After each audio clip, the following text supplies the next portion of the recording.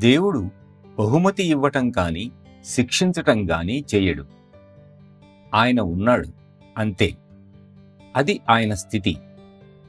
ఆయనతో మాట్లాడగలిగితే ఆయన చెప్పేది ఒకటే, మీరు నా సంతానం, మీకు మీ ఇల్లు తెలుసు, మీరు నా దగ్గరకు రావాలని, మీ అసలైన ఇంటికి రావాలని తొందరపడండి అని అంటాడు. మీరు ఇక్కడికి సత్సంగానికి వచ్చి ధ్యాన సమయం అంతా తొందరగా వెళ్ళాలని చూస్తుంటారు. ఏమిటి ఈరోజు సత్సంగం ఇంతసేపు పెట్టారు, గంట పైన జరిగిందే అని అనుకుంటూ దట్సాల్ అనగానే తటాలున లేచి వెళ్ళిపోతారు. ఆధ్యాత్మికతను తీవ్రంగా తీసుకోమని కోరుతున్నాను. ఇది తమాషా కాదు.